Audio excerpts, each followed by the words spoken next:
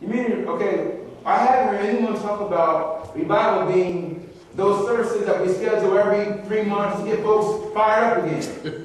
What happened? I mean, that's not revival? That's not revival? For years, I've heard folks say, churches that I've been a part of, all right, saints, we're in revival next week.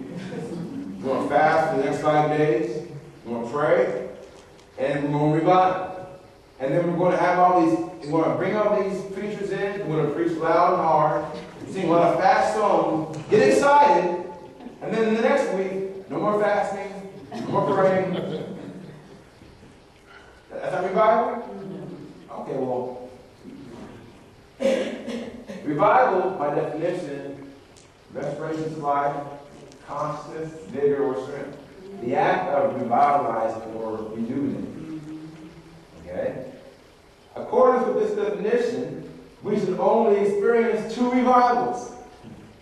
2 revivals. Now, I've been a part of many revivals. I mean, yeah. Whew. But there should only be 2 in our quest for holiness. 2 revivals.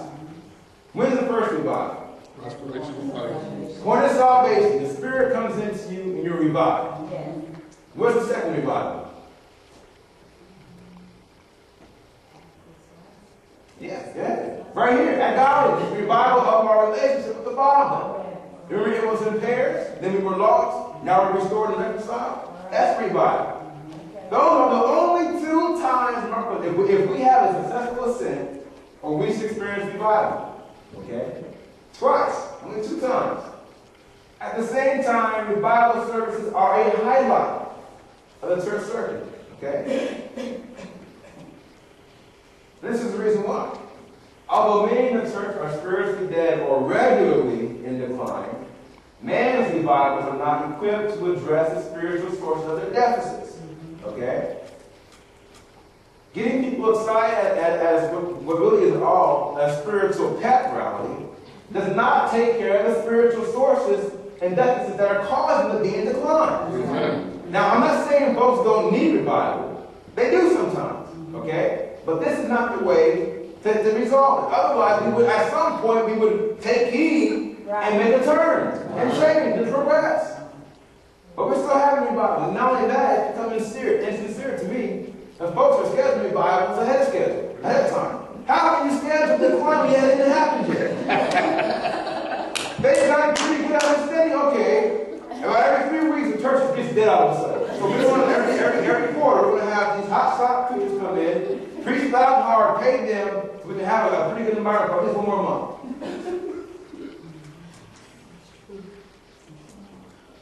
As the sources of these deficits remain intact, any progress made will not only be short-lived, it will also eventually be lost. All right. Now, I'm not saying that we don't make any progress with man's revival. We do. Anytime you humble yourself for the Most High and pray and seek Him, you will have some kind of, He'll respond to you. But it's no good, or the value is not maximized if we eventually lose it. And that's what continually happens. We revive, we feel good. Oh man, I had a breakthrough with that revival. But then all of a sudden, we're back where we used to be, spiritually. We've lost it. The way of holiness is the only path which conclusively resolves every spiritual deficit. Every one of them. Every one. Okay? As there are 16 degrees of holiness, there are also approximately 16 spiritual deficits which these degrees address. Okay? What's the first one we talked about? That first slippery slope. Doubt. So on the way of holiness, guess what? If doubt is what's causing you to keep having your little relapse, the way of holiness takes care of your doubt. And obedience takes care of what? Disobedience. Virtue takes care of our unrighteousness. Godly fear takes away our defective persons. Knowledge takes away our ignorance and deception. Wisdom, what does wisdom take care of? Thoughtlessness and disregard. Okay? Temperance, what does that take care of? Lack of control. Hedonism. Endurance. As we are transitioning into spiritual beings, we take away all of our limitations. Patience. take care of it.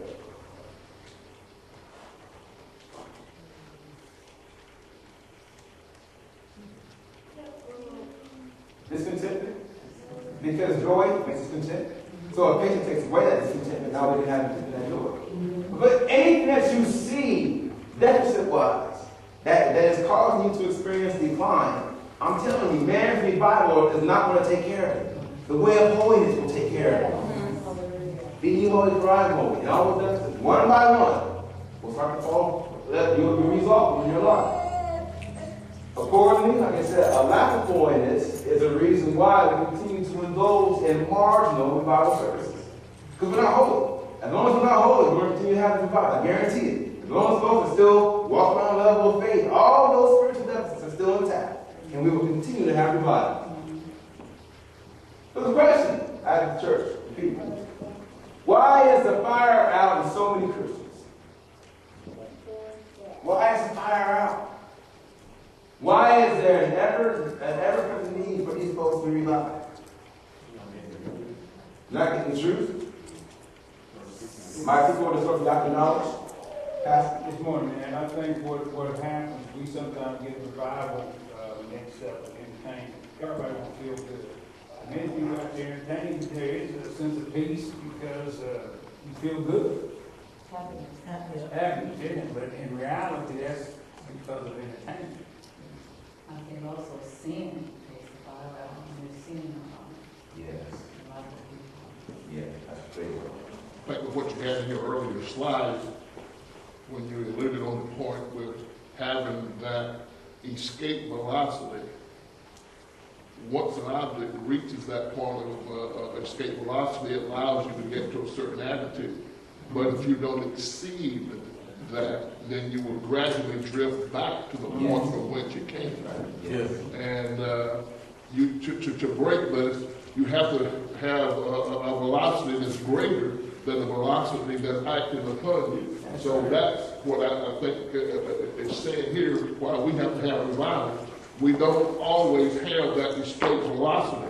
If you notice when they put a satellite out into space, sometimes they will cause it to go around the sun and the earth slingshot, as they say, so many times before they allow it to build up enough velocity that it can escape the gravitational pull of the earth to get to the point where it's going. And I think that's, from the slide, is what happens. That's why we need revival. We're constantly, because we don't have enough fuel stored up initially, that we have to get that velocity build up so that we can escape this place. And also, I would say that the fire, I don't even think the fire was there in the first place. It's all for show. So We're all trying to sure. do it. Yeah. Because of no repentance has not been, it's not pure or sincere or has not taken place. The Spirit won't even, you won't receive the gift of the Spirit. First, repentance is that. Very good. Paul? Anybody else in comment? Why is the fire out of so many Christians?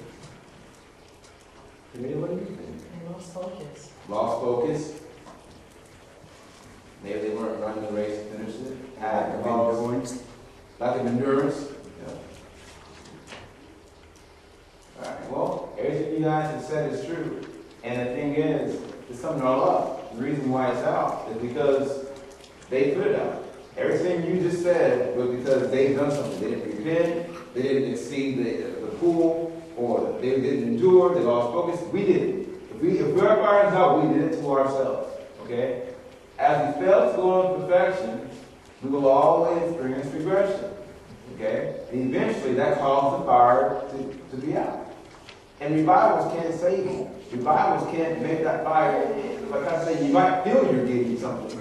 You might feel some kind of peace or happiness, but the spiritual deficits are keeping you apart from your Creator are still in place. Okay?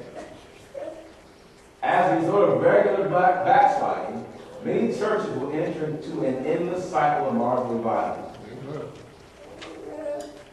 This example corresponds to a do-good model. You know what a do-good model is?